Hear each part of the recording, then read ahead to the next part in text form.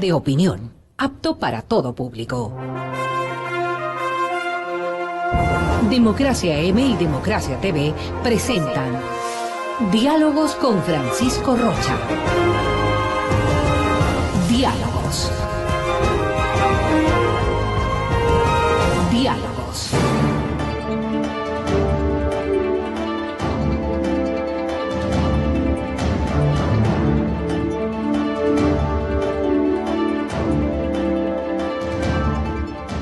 Buenas tardes, amigos, estamos encontrándonos nuevamente un poco retrasados y le pedía disculpas al doctor Simón Jaramillo, que es nuestro invitado. Él es director jurídico subdirector general de Participación Ciudadana.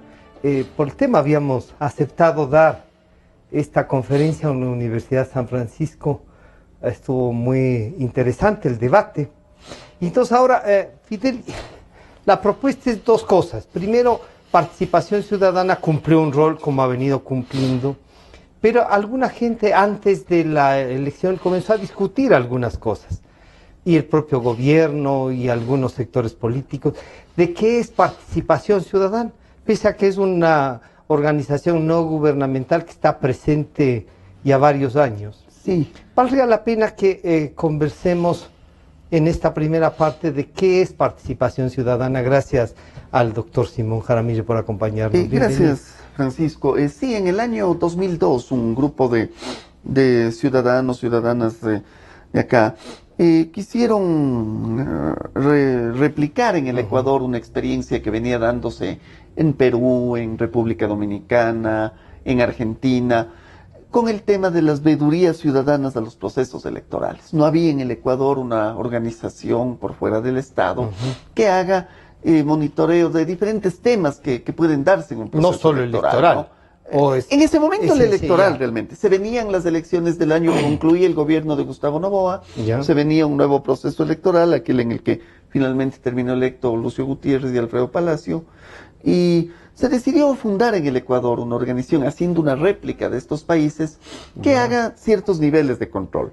Hay muchos campos dentro del control electoral, probablemente conversaremos sobre eso, pero lo que se tomó en ese momento, la organización la lideró César Montúfar en ese entonces, en su creación, estuvo después de algunos años, fueron dos aspectos. Primero, el conteo paralelo de votos, la actividad que tú te referías también, que conversábamos fuera de cámaras, que la seguimos haciendo, y el monitoreo de publicidad y de gasto electoral. Como te decía, un proceso electoral tiene muchos ámbitos, tiene muchas aristas. Nosotros ubicamos esas dos. Simón, ¿algún monitoreo también de la actividad política, de los movimientos políticos, de los movimientos, digamos, sociales? ¿Alguna actividad, alguna capacitación también? ¿O estrictamente en la conclusión de los procesos electorales? Bueno, nosotros tenemos una línea permanente de capacitación, de talleres y de conversatorios con actores sociales y actores políticos, que no está restringida necesariamente a la época electoral. Hemos tenido muchas reuniones en todos estos años con sectores políticos, capacitaciones, por ejemplo, sobre la fórmula de distribución de escaños, sobre el tema de la distritalización que se hizo en la ley en el año 2009. Entonces, sí, evidentemente tenemos esa línea también, ¿no?, de contacto con ciudadanía, con autoridades y con actores políticos. En base a esto, el financiamiento. Por ejemplo, había una distorsión, diríamos así. Cuando ustedes firmaron un convenio para hacer el seguimiento y hacer el conteo rápido, parecía que hubiesen firmado un contrato con el CNE y entonces hablaban, no, ya está Participación Ciudadana. ¿Cómo firmaron? ¿Cómo fue el contrato o el convenio? ¿A qué nomás se refería el convenio? Bueno, ¿cómo se financian las organizaciones? Para ir desde el comienzo, las organizaciones ciudadanas, sociales, elaboramos proyectos en temas que creemos que es importante hacerlos en el Ecuador y buscamos a nivel nacional y a nivel internacional fundaciones y organizaciones que les interese financiar este tipo de actividades. Por ejemplo, conteo de votos, por ejemplo, monitoreo de medios, por ejemplo, las actividades que hace Fundamedios, que sé yo, Libertarios. Así funciona el esquema de organizaciones. En muchas ocasiones, en este caso no, el Consejo Electoral, recuerdo en la época de Jorge Acosta, por ejemplo, nos pidió que nosotros hagamos el conteo oficial, a través de nuestro proceso, hagamos el conteo oficial. Pero ella no fue posible hacer, digamos, decidimos no hacerlo, porque la ley de participación ciudadana establece que, además del tema ético, la ley de participación ciudadana establece que los veedores en general no pueden tener relación de carácter económico con las instituciones a las cuales se hace la veeduría. Entonces, de ahí pues desechamos a futuro incluso hacer el conteo oficial. En este caso lo que se hizo, que también se realizó en algunas ocasiones anteriores, es firmar un convenio para justamente poder hacer la acreditación electoral. ¿En qué contenidos? ¿Qué es lo que contenía el convenio? El convenio, por ejemplo, nos garantizaba que el Consejo Electoral nos iba a entregar los distributivos del padrón, el proceso de acreditación, las credenciales, necesitábamos el ingreso a los recintos, requeríamos información oportuna sobre, por ejemplo, lista de candidatos para poder hacer nuestros. Entonces, hubo una serie de requerimientos que nosotros necesitamos de la autoridad electoral que fueron plasmadas en un convenio, pero no contiene un contenido económico. Es un convenio para facilitación y de cooperación. Así es, sin contenido económico. Porque además, como te digo, además de que éticamente sería cuestionable recibir fondos de quien observas, la ley de participación ciudadana lo prohíbe tajantemente. Cuando dice alguien, este es de algún organismo medio oscuro de los Estados Unidos, ¿ustedes han transparentado quién les financia? Sí, bueno, nosotros tenemos 14 años de vida institucional. Hasta el año 2013, sí, el principal donante fue la AID.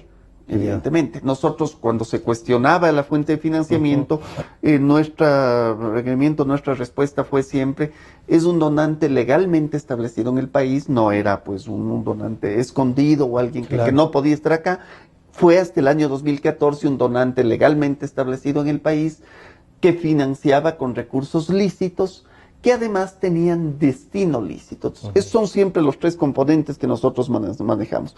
Trabajamos siempre con donantes lícitos que hacen donaciones de fondos lícitos y que son destinados a actividades lícitas permitidas en el Ecuador. Desde el 2014, como tú sabes, no solo AID, se fue la AID, se fue la Fundación Konrad Adenauer, básicamente por discrepancias en la política de manejo de cooperación internacional con el gobierno, y a partir de eso la situación de las organizaciones independientes ha sido tremendamente dura. No pudimos hacer conteo de votos, por ejemplo, en la elección de alcaldes del 2014, tú recordarás. Nuevamente hemos recurrido a varias, ya no tenemos en este momento una fuente grande de financiamiento, no única, porque nunca fue única, pero una fuente estable de financiamiento por muchos años. Lo que estamos haciendo es, incluso con miras a la segunda vuelta, para fortalecer algunas cosas, recorrer a varias fundaciones y donantes. Tenemos también cooperación nacional, en esta ocasión no, pero por ejemplo en la ocasión anterior, ANETA, la Escuela de Conducción, nos dona los vehículos para la movilización. Una cooperación que tiene un monto de veedores, claro. Una organización nos dice, mira, yo te dono chalecos, yo te dono esferos. O sea, entonces, que sumando entre nacionales e internacionales se logra recuperar, se logra recabar los fondos que pero ustedes logran armar que un presupuesto anual para participar, para vivir como institución, pues, ¿no? Por proyectos. Por proyectos. Vamos presentando por proyectos. Antes sí, cuando teníamos donantes grandes, se podían tener presupuestos anuales para 3, 4 años. Hoy básicamente trabajamos por proyectos, es decir, tenemos, qué sé yo, un proyecto que se acabe en noviembre sobre capacitación a organizaciones sociales, un proyecto que termina en julio sobre implementación, me invento, silla vacía, un proyecto que es de tal mes a tal mes para realizar capacitaciones a OSCs pequeñas en provincias y así, ¿no? Simón, esto del financiamiento entonces es una tarea permanente y difícil, ¿no? ¿En el Ecuador alguna vez alguna institución, alguien que se haya decidido actuar y decir yo voy a financiar un proyecto completamente, o han sido marginales, o en el caso como tú decías de ANETA, más bien de proveer algún servicio? Eso. A ver, hemos tenido cooperaciones específicas, lo de ANETA, o como decir, una organización que en la observación electoral le dice, mire, yo te voy a ayudar con celulares, te voy a donar 100 celulares para los veedores. Hemos tenido, recuerdo en el año 2009, si no me equivoco, la Embajada de España, por ejemplo, había visto, recuerdas tú que hubo varios procesos por consultas populares. le había gustado la actividad que hicimos y en algún momento la embajada española dijo, yo les voy a donar $50,000 para que puedan. Y hemos tenido en determinados casos, en 2 casos, apoyo estatal. Uno fue en el año 2006, cuando había todavía el INFA, aprovechando el Centro de Monitoreo de Medios, el INFA nos dijo, ayúdenme a identificar publicidad que tiene violación a derechos de los niños. Entonces, aprovechando la infraestructura del monitoreo de medios se pudo hacer. Y en otro momento tuvimos con el municipio de Quito, y no recuerdo si de Loja y de Cuenca, hicimos una campaña para verificar que no se ponga propaganda electoral en sitios prohibidos. Las ciudades tienen ordenanzas de publicidad en donde dicen dónde sí y dónde no la publicidad comercial y electoral.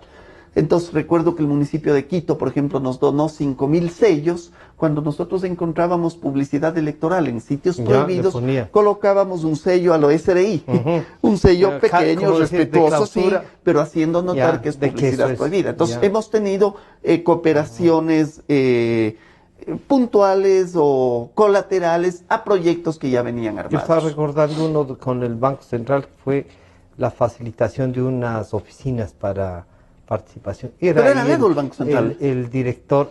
Era al lado del Banco Central. Claro, pero lo que pasa es que esas eran oficinas del Banco Central. Y claro, donde es el Banco de Fomento, me parece. Claro, se firmó un convenio con César Montúfar, justamente, para la utilización de eso. Ese tipo de colaboraciones, sí. El primer local que tuvimos, claro.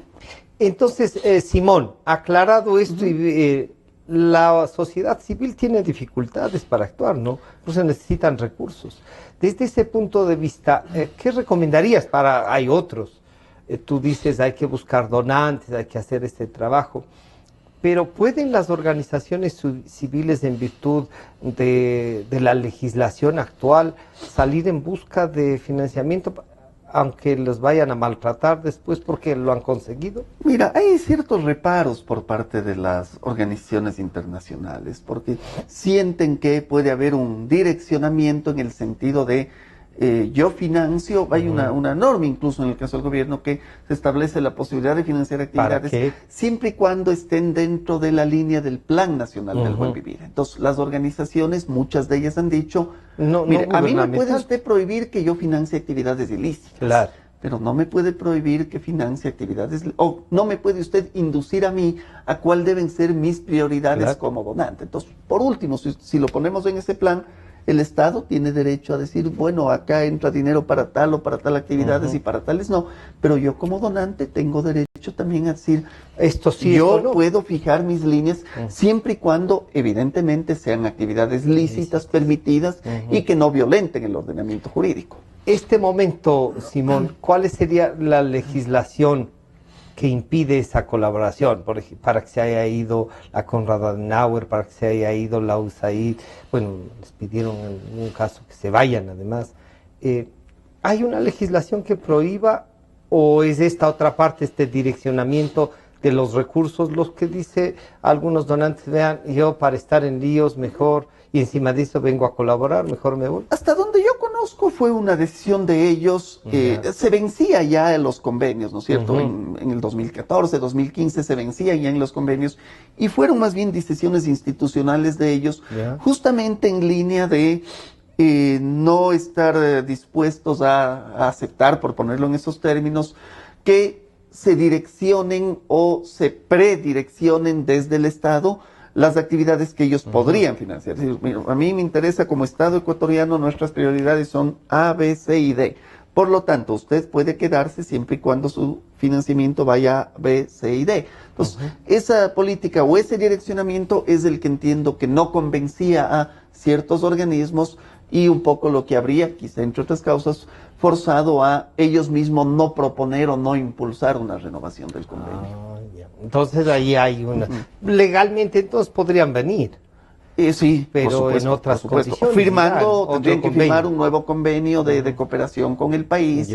Y si es que firmaran un nuevo convenio, algunas de las organizaciones que salieron, evidentemente podrían nuevamente volver a hacer donaciones y financiar actividades en el país. A ver, Simón, una charla que ustedes dieron, además a los medios de comunicación, ya como participación ciudadana en virtud de este proceso, explicabas la vigencia del Código de la Democracia qué se podía hacer y qué no se podía hacer. De las vedurías que ustedes han hecho, tanto en temas del seguimiento de medios de comunicación, ustedes han presentado un informe, dirías, ¿se violó la ley en temas de medios de comunicación, de publicidad? Y ahí no sé si puedes hacer una diferencia entre si violaron los medios, si violó el Estado, si violaron los actores políticos. ¿A quién deberíamos llamar más la atención en último de los casos? A ver, en el caso de los actores políticos en materia de publicidad, su principal prohibición es no pautar fuera de los espacios estatales. Eso es muy difícil que suceda porque me parece que en eso la legislación fue adecuadamente, fue inteligente el legislador en ese sentido. El legislador desconfió del político. Le dijo, si yo le pongo sanción al político, el político... Recordemos las multas. Claro. Candidatos conocidos que gastaban mucho dinero, les ponías $1 millón de multa y la pagaban y cumplían. A veces la pagaban, a veces no la pagaban también. Es un tema que nunca se esclareció del todo, el famoso tema de las multas. Si se pagó o no. El legislador me parece que fue inteligente en esto y le cargó la sanción al medio. Entonces, tú como radio no vas a recibir una cuña de $2,000 por fuera de las franjas cuando sabes que te cae una multa de 4,000. Claro. Entonces, es prácticamente imposible. No hemos detectado desde el 2009 un solo caso de alguien que paute fuera de franjas. Entonces, ahí hubo un control y el cumplimiento de la ley. Lo que sí detectamos es, en violación al Código de la Niñez, que en campaña se da mucho a esto, aparición de niños, por ejemplo. Y eso lo difundimos en los informes a que el Consejo Electoral corrija. ¿Y corrigió en algún caso el Consejo Electoral? ¿De alguna fotografía, algún video? Estamos empezando a medir la segunda vuelta, recién empezó la campaña el día viernes. Y de la primera vuelta, para ver. Y de la primera vuelta, las cosas que ustedes señalaron en temas de utilización de niños y de utilización de imágenes que no correspondían, ¿el Consejo Nacional Electoral respondió a los requerimientos de ustedes? No respondió en sí al oficio, pero notamos que empezaron a dejar de circular esta publicidad. Vamos a ver si en la segunda vuelta se recoge justamente. Se hacen tomas de escuelas, por ejemplo. En las tomas de escuelas aparecen niños. No es propiamente que estén utilizando al niño Pepito para hacer la campaña. Pero si haces una toma de escuela, estás individualizando niños de edad escolar y eso evidentemente está prohibido. En el primer caso, en la primera vuelta, ¿cuál fue el cuestionamiento mayor, digamos, a estas imágenes? ¿Hubo alguien que usó deliberadamente y en algún caso grotescamente eso? ¿Ustedes más bien fue en la línea de lo que te decía. Más bien fue en la línea de lo que te la escuela, decía. Una toma de la escuela, una toma del hospital, de la maternidad. Hay una toma de la maternidad y en la toma de la maternidad aparecen bebés. No una cosa burda de un niño saliendo a hacer campaña, eso no lo detectamos. Siempre hay que pensar que nosotros monitoreamos 10 canales nacionales. Por temas de financiamiento no nos dan los recursos para hacer un mayor. En esos medios monitoreados lo que se identificó es a nivel grupal, niños en escuelas o niños en maternidades. Simón, y la presencia del Estado y la publicidad del Estado, pese a que está regulada, no vimos que se paró ningún momento la ejecución de esa publicidad. ¿Ustedes han identificado cuánto estuvo presente el Estado? Sí, lamentablemente ahí es donde encontramos las mayores distorsiones.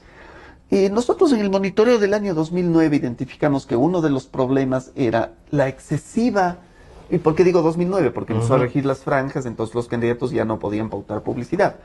La excesiva publicidad estatal que se contaminaba con la publicidad de los candidatos, y cuando hablo estatal no hablo de Alianza País, porque hablo de gobierno central y de gobiernos seccionales, en donde hay para todos los gustos. Propusimos una reforma para establecer la veda de publicidad oficial. Y esta veda de publicidad oficial empezó a regir. Sin embargo, en los monitoreos que hemos hecho, lo que vimos es que la veda no funcionó. ¿Cuál es la estructura de la veda? No se puede hacer publicidad, salvo casos de excepción. Yo les comentaba alguna vez en alguna reunión con periodistas, no se puede hacer una veda total. ¿Qué tal que sucede lo de Manabí en elecciones? Pensemos en la Josefina en Cuenca.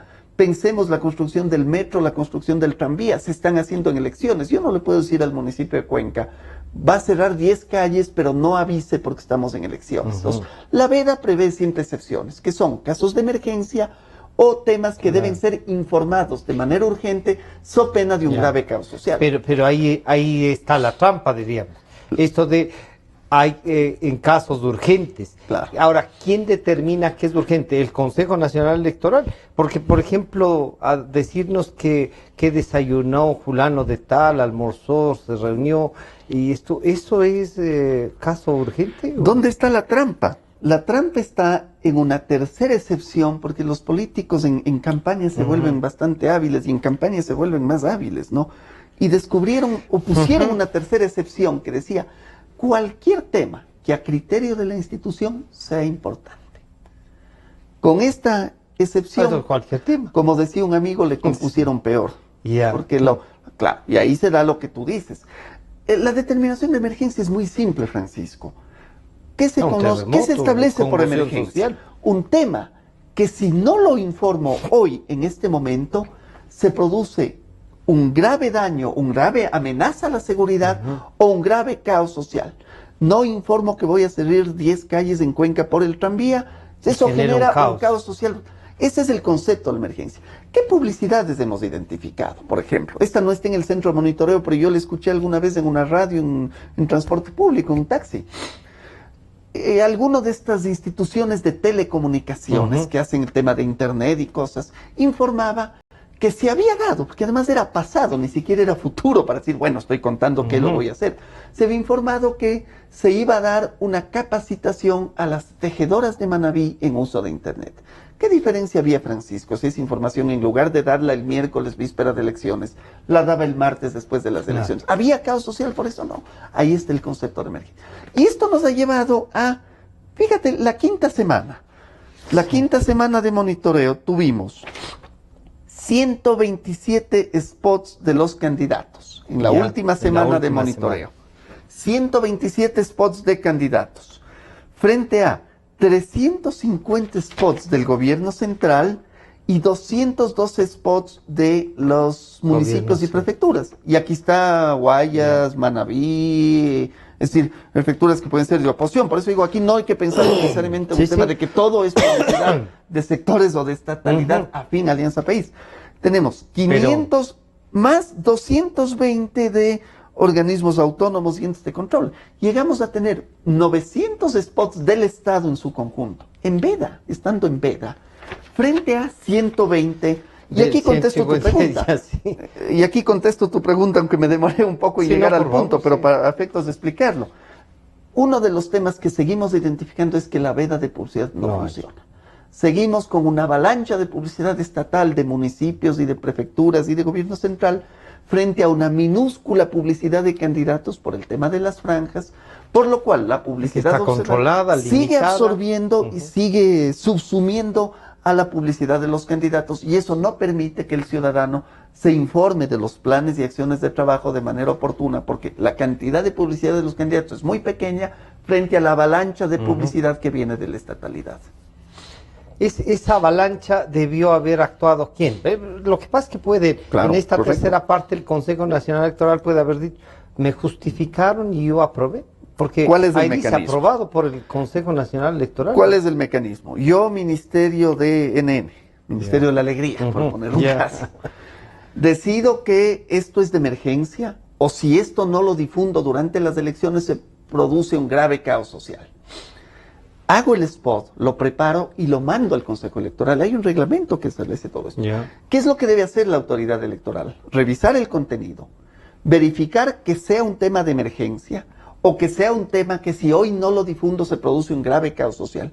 Y tercero, verificar que no tenga contenido político electoral, es decir, de inducir al voto a favor o al voto en contra, pero también al voto en contra, porque también, yo puedo hacer un spot estatal hablando contra un candidato, estoy direccionando un voto en contra de uno de los 9 candidatos, estamos hablando de primera vuelta, y en ese caso el tribunal le da una autorización. Si ustedes revisan en las elecciones, toda publicidad tiene un sello que dice publicidad autorizada por el... ¿Qué significa? Que pasaron ese filtro. Sí pasó el filtro. Y ahí es en donde el Consejo Electoral tendrá que comentarnos. Esto lo hemos expuesto ya al presidente, no formalmente porque estamos haciendo ya los condensados, pero en reuniones preliminares que hemos tenido para evaluar el proceso electoral es un tema que ya lo hemos expuesto. Es decir, nos parece que se está haciendo muy poca. Él lo que nos dice es que él se ha comprometido a que él juega un poco con la legislación que existe en este momento y que su compromiso y su aspiración luego de las elecciones sería hacer un gran proyecto, una gran conciliación de cambios que deben darse tiempo a la para normativa después electoral. del proceso. No, pues si la idea es que en el proceso, esto podríamos pensar induce a un fraude manejado en virtud de quien copa la publicidad. Mire, lo que esto genera es, a ver, aquí estamos hablando de publicidad Sí, de las claro. instituciones públicas, no es publicidad más a un candidato que a otro, no. Pero lo que esto sí puede produce direccionar. Lo que esto produce es lo que nosotros hemos dicho es, se produce una inequidad competitiva entre los candidatos que tienen estos autoridades respaldos, y el candidato que no tiene autoridades. Y a esto se suma algo que no es responsabilidad del Consejo Electoral y que lo vamos a ver en las próximas elecciones. Hoy el presidente no fue candidato, Claro. pero en las próximas elecciones los alcaldes van a ser candidatos. En Montecristi se aprobó una norma que nosotros siempre la dijimos es regresiva en materia de transparencia y se eliminó la norma que tú recordarás de los años de la Constitución del 78 y de la Constitución de Sangolquí, que establecía la renuncia de la autoridad para ir a la reelección. Entonces, si tú tienes una autoridad que no renuncia para ir a la reelección y adicionalmente tienes amplia capacidad de pautaje, esto sí configura un alto elemento de inequidad. Y la equidad, la igualdad de competencia entre los candidatos es una norma básica de competencia. Lo vamos a ver en las próximas elecciones. A mí me decía en algún momento Paul Granda, el exalcalde de Cuenca, que fue mi compañero en la universidad, tenemos una buena amistad, él contaba lo duro que fue competir contra el alcalde en funciones en la primera ocasión, ¿no?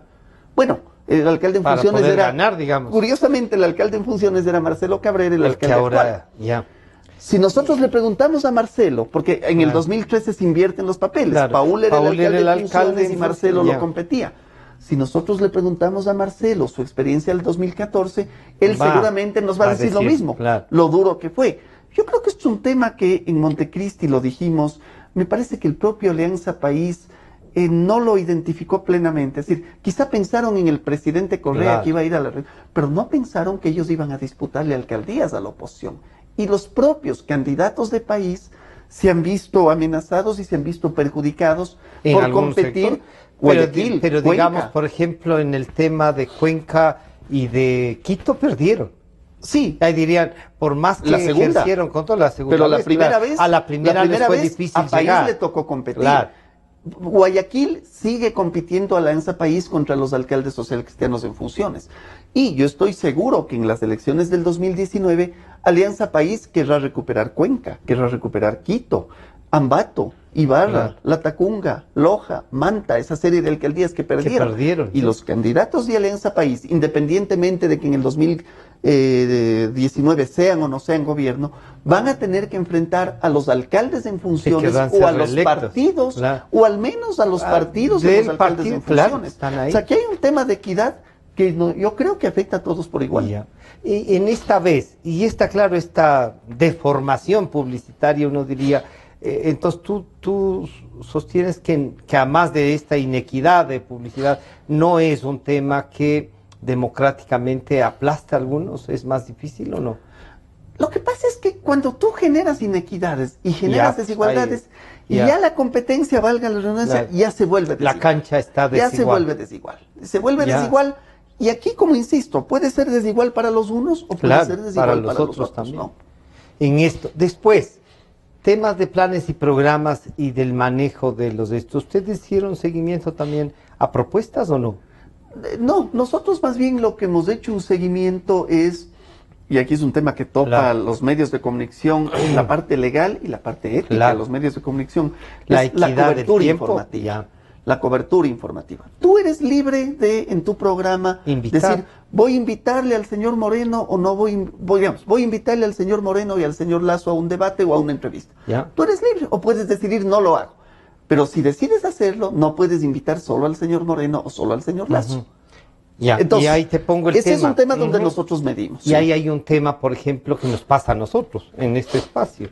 Por suerte creo que hemos logrado más o menos equilibrar a todos los sectores. Estuvo por supuesto, de Alianza País.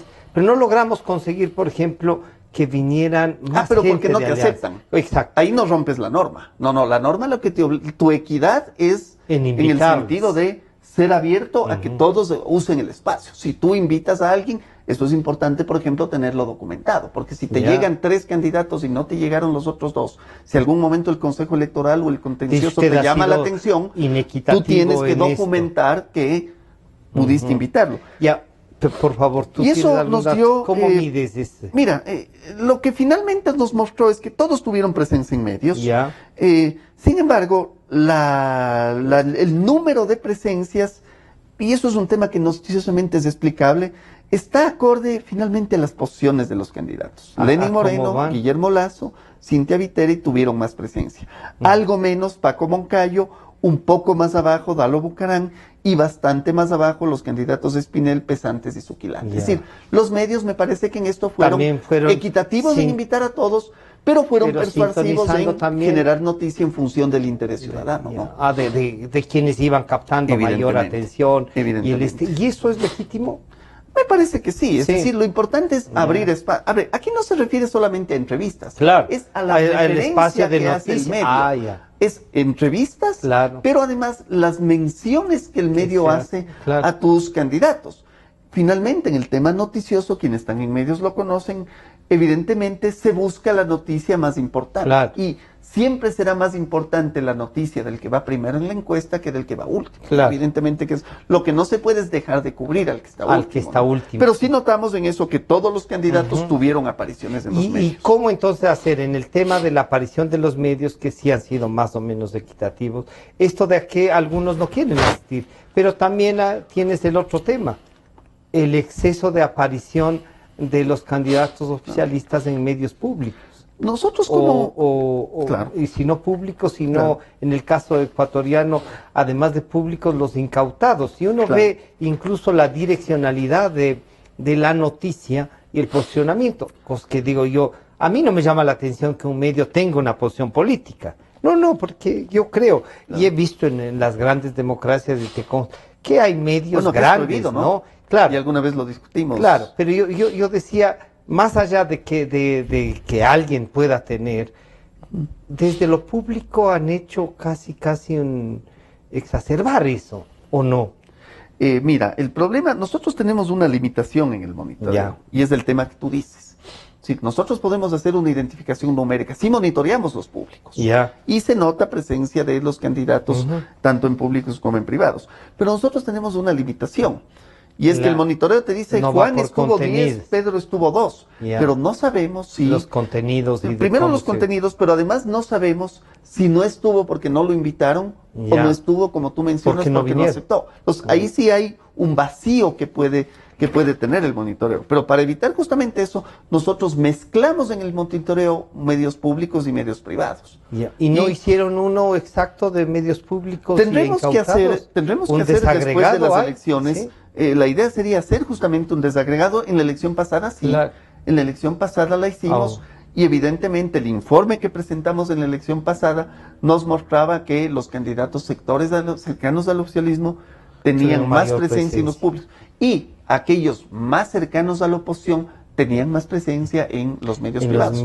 Pero la relación en un caso y otro era más o menos importante en relación a los públicos y los privados. Es decir, en el monitoreo del año anterior pudimos detectar que los medios privados daban más cobertura a los candidatos de gobierno que los medios de gobierno daban a los candidatos de oposición. Evidentemente la conclusión que tú escribes la pudimos obtener en la elección pasada, veamos en este caso. Nosotros estamos haciendo un trabajo, en cambio, sobre contenidos, que es sobre cómo han manejado la información los medios, sobre todo los públicos, que se supone es de todos, porque los privados podrían un poco esgrimir. Es mi línea editorial. Es mi línea editorial, ¿no? Exacto. Pero en lo público se puede hacer esta diferencia, es mi línea editorial, yo soy el director del medio, o lo público tiene un tratamiento distinto. Bueno, legalmente los dos tienen un tratamiento distinto, porque legalmente, y hay el famoso artículo 203, que alguna vez lo discutimos, establece la sentencia de la Corte Constitucional sobre la prohibición de los medios a raíz del caso Vistazo, del no rotundo que salió víspera de la consulta, establece esta norma de que los canales tienen que dar espacio y cubrir en equidad de condiciones, en igualdad de condiciones. Y hay una segunda restricción, que fue la que finalmente llevó a demandar la inconstitucionalidad. Nosotros fuimos parte de esa demanda porque creímos que no era constitucional. Demandar el tema de que la prohibición de los periodistas y los canales de incidir a favor o en contra de un candidato o tesis. Entonces ahí entra la discusión eterna que tú señalabas hace un momento, si los medios deben o no deben mostrar su favoritismo hacia un candidato u otro. En España, en Estados Unidos hay conocido el periódico del PP y el periódico del PSOE o el canal republicano o el canal. Esa es una discusión larga a nivel de medios. Acá se definió que no sea así. Que no haya una... Los periodistas tienen que tener una suerte de neutralidad y de no inclinación hacia un candidato u otro, que ya en un análisis más profundo es un tema que para mí personalmente es cuestionable. Es cuestionable el de que el periodista pueda tomar una definición o que no la pueda hacer. Que no pueda hacer. Entonces ahí estamos de acuerdo. Porque yo sentiría más de las libertades, personal, que tú me digas, yo soy partidario del candidato A. Yo ya sé, sin base a eso te escucho y sé cómo te escucho, ¿no? Claro. La ciudadanía sabe que el señor está a favor o en contra de A o B. Pues. Correcto. Y que incluso su línea de reflexión, de todo eso, va por ese lado. Claro. Pero es injusto que tengamos que tratar el tema intentando, tratar de hacerme imparcial. intentando cuando hay cosas que no se pueden ser imparciales. Lo que sí creo que no puede haber, y en ese sentido creo que la norma es correcta, es la inequidad. Ya, si yo soy partidario del candidato A, pero no puedo invitarle todos los días al candidato A y cubrirle solo al candidato A. Sí, en el tema de equidad hay que ser equitativos.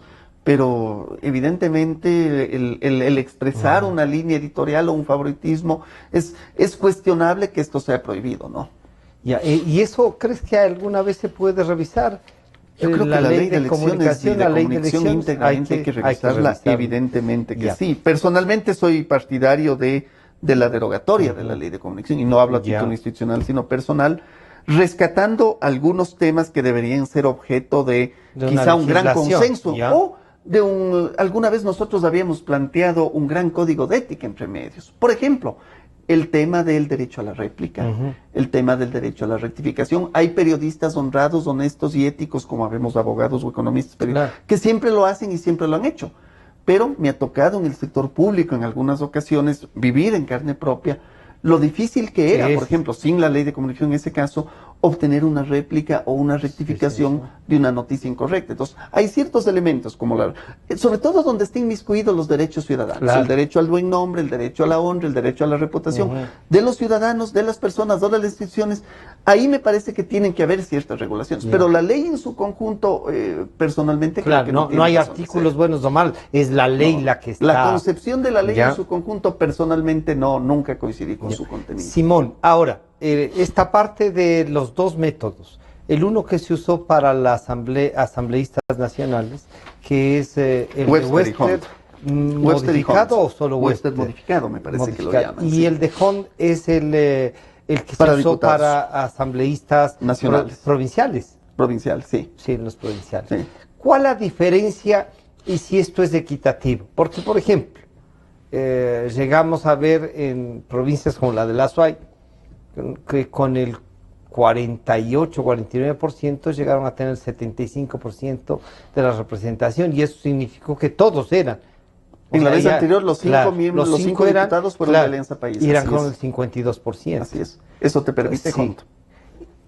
¿Ustedes han pensado como participación ciudadana si esto es bueno, no es bueno, si ha sido un cálculo, porque además del de Hunt me parece que fue declarado inconstitucional, ¿o no? Sí, se lo aprobó, se lo declaró inconstitucional, se lo revivió, y el problema ha sido ese, Francisco. Mira, hay dos tipos de métodos en el mundo. Hay métodos que favorecen a las mayorías y métodos que no concentran tanto la representación y dan espacio a las minorías. ¿Cuál es la razón de ser del uno o el otro? Los métodos pro mayorías los utilizan los países que dicen, yo quiero darle gobernabilidad al presidente y quiero darle gobernabilidad a los alcaldes. Entonces, quiero un presidente que tenga un Congreso sólido y quiero un alcalde que tenga un consejo sólido, a riesgo de invisibilizar a las minorías. Claro. Los países que optan por los métodos pro minorías hacen el razonamiento inverso. No, yo prefiero que se complique un poco la gobernabilidad, forzarles a hacer alianzas, pero las minorías tienen que ser invisibilizadas. ¿Cuál fue el problema en el Ecuador? Que esta discusión nunca tuvimos. Nunca lo discutimos en esa perspectiva. Nos la impusieron. ¿Qué queremos? Queremos presidentes con mayorías y alcaldes con mayorías, con el riesgo de que las minorías no se visibilicen, o queremos, le complicamos un poquito la gobernabilidad, pero le damos voz a las minorías. Esta discusión es la que nunca tenemos y es la que como participación ciudadana creemos que en un nuevo proceso de reforma tiene que plantearse en esos términos. Plantear en esos términos, la discusión no es si la una es buena o la otra es mala. La fórmula es buena o es mala en función del objetivo país que queremos, como país quieras. Y ese es lo que creo que se debe hacer. Entonces, si queremos darle gobernabilidad y queremos autoridades con mayorías, bueno, vamos a una de las fórmulas pro mayorías. Si queremos visibilizar a las minorías sabiendo que dificultamos la gobernanza, vamos. Pero esa discusión es la que no... ¿Cómo se aprobaban las fórmulas? Y me parece que actualmente se siguen aprobando igual. Los partidos muchas veces hacían cálculos, con esta voy a sacar 20, con esta 24, apruebo la de 24. Por eso es que se expidió HOND, se declaró inconstitucional HOND, se derogó HOND, se modificó HOND, porque HOND se aprobaba también, cuando HOND me daba más diputados. Cuando no me iba a dar muchos diputados, entonces la clase política la derogaba. Es absolutamente irresponsable, hay que decirlo, la forma como se han venido aprobando las formas. Ojalá en un nuevo proceso íntegro de reformas esto sea un elemento indispensable. Simón, lo equitativo democráticamente, ¿qué es? ¿Hay algún modelo que pueda decir esto es realmente equitativo? En fórmulas. Sí, hay fórmulas pro mayorías, hay fórmulas pro minorías y hay fórmulas de término medio. Pero el tema de fórmulas pro mayorías podríamos decir es como ejemplo la actual asamblea. Ambas son inequitativas, porque la pro mayorías le da un exceso de visibilidad a la mayoría y las pro minorías les puede también dar a la minoría una visibilidad que no la tienen. Entonces, desde el punto de vista de equidad de lo que quiso la gente, ambas ubicadas en los extremos pueden ser inequitativas. Pero la definición pasa más bien por el otro tema, ¿no? Por el otro, ¿de qué queremos? ¿De qué queremos? Y si que queremos un país donde las minorías sean vistas. Claro, sean vistas es el de HOND. No, las de Wester. La de Wester es más por minoría. Además fragmenta mucho más. Hubo un tema especial en la de HOND, y aquí me parece que Alianza País tuvo un mérito. Quizá creo también hizo algo parecido, pero sobre todo Alianza País fue el que mejor entendió la fórmula. La fórmula de HOND te mata la dispersión. Te mata la dispersión y castiga la dispersión. Entonces, el rato que tú como oposición tienes 10 listas de diputados nacionales y 5 listas de diputados de oposición, y tienes 5 o 6 listas en cada provincia, la fórmula de HOND te acaba, literalmente. Alianza País lo entendió. ¿Qué hizo el gobierno? Tuvo listas unificadas, una sola lista de gobierno en las nacionales y una sola lista de gobierno en las provincias. Por ahí en alianza con el Partido Socialista, con el fragmento gobiernista del Partido Socialista hubo. Creo, por ejemplo, hizo una alianza importante en Azuay. Hizo una alianza con Suma e hizo una alianza con el movimiento del alcalde del prefecto Carrasco, perdón. El alcalde Cabrera fue por otra línea. Y, por ejemplo, creo, en base, y esto demuestra lo dicho, creo en el Azuay logró obtener 2 asambleístas. Cuando tú mencionabas en el año anterior, tuvo 5 de gobierno. Es decir, por ejemplo, en el caso de la Azuay, me parece que el movimiento entendió eso e hizo una alianza de 3 partidos fuertes. Y dividieron la votación para 2. Los candidatos que se dispararon, cada uno por su lado, con la fórmula de HOND, disparado por su lado es absolutamente imposible. Por eso decía, la fórmula de HOND mata la dispersión y eso hace que con el 45% de los votos, 50% de los votos, se pueda tener el 55-60% de la asamblea, que es lo que sucederá en el caso de Alianza País. Entonces ahí podría ir en la construcción del bipartidismo o no. O del unipartidismo también. O del unipartidismo también, claro. Simón, las reformas que hay que hacer y algo de lo que están haciendo ya para la segunda vuelta. Mira, tenemos que repensar el tema de la fórmula. Ya. Tenemos que exigir renuncia o licencia a los candidatos que van a la reelección. Tercero, me parece que el umbral del 40% tiene que ser sobre votos totales. Porque el más de 40% de votos válidos, esto es sin contar nulos y blancos, implica un 36% de votos válidos. Si el candidato Moreno obtenía esas 4 décimas que le faltaban y tenía el 40-01, ganaba las elecciones con un 36% de voto válido. Por lo tanto, en la segunda vuelta tenemos que usar sobre votos válidos. Ya. En la segunda vuelta tiene que ser sobre votos totales, porque no puede no haber decisión.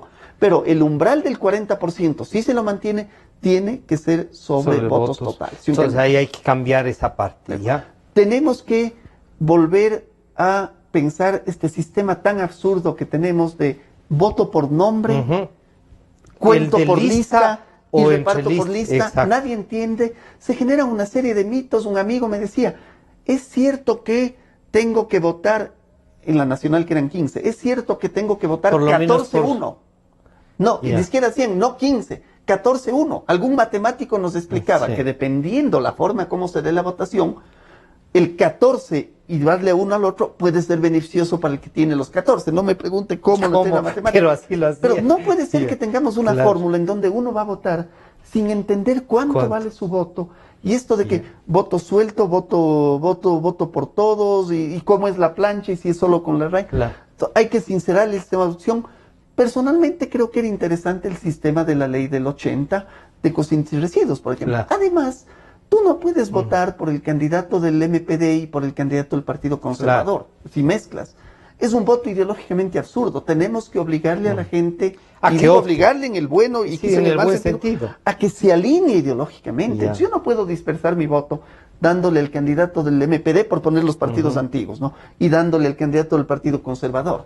Entonces, quizá en concejales tal vez sí, porque en concejales es una decisión menos ideológica. Yo busco al buen ciudadano que va a hacer una buena tarea por la ciudad. Pero en porque claro, lo que pasa es que hay alguna gente que te dice, lo que pasa es que hay 3 que encabezan las listas que a mí me interesa que estén y no me importa qué es lo que piensen, ¿no? Claro. Eso, pero claro, no ayudan a ninguno de los 3. Claro.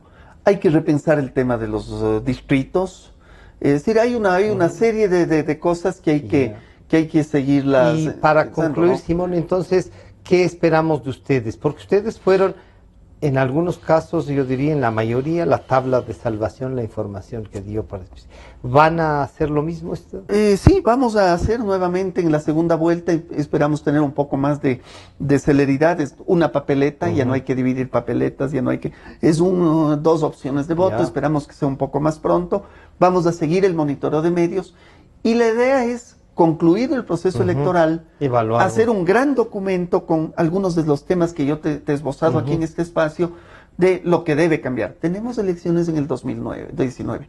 No cometamos el error de ir nuevamente al proceso con los mismos vicios que venimos arrastrando, algunos desde los años, desde la Constitución del 2008 y muchos otros desde la elección, desde la Constitución del 98 y algunos desde el año 2009. No vayamos nuevamente a una elección en donde el alcalde, cualquiera que fuera, sea alcalde y candidato, tienen que renunciar las autoridades. Tratemos de desatar este nudo tan oscuro y tan inentendible del método, del cómo voto, del cómo cuento y algunos elementos del sistema. Hay que repensar la composición de los organismos. El 2 de abril, entonces, ¿a qué horas esperamos los resultados de ustedes? ¿A las 8 igual? Yo creo que... ¿O crees que se adelantará? Si no tenemos ninguna contingencia, si los resultados fluyen rápido, si las comunicaciones fluyen rápido, pensamos que entre las 7:30 a 8 podríamos tener un primer resultado con este mecanismo de conteo que ha demostrado ser bastante exacto. Tuvimos menos de 6 décimas de error en la mayoría de los candidatos, entonces nos permite dar un resultado altamente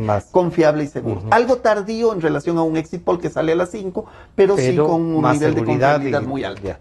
Bueno, gracias Simón por acompañarnos, por la explicación y esperamos hacer también un seguimiento de lo que ustedes vayan implementando a Participación Ciudadana.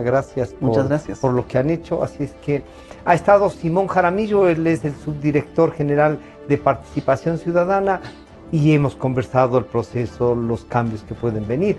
Nos estamos encontrando el día de mañana ustedes. Este programa nuevamente a partir de las 3 de la tarde ya Estaremos circulando también en el WhatsApp, en el Facebook nos han visto ahora directamente y en el YouTube a partir de las 3 de la tarde nuevamente. Hasta mañana.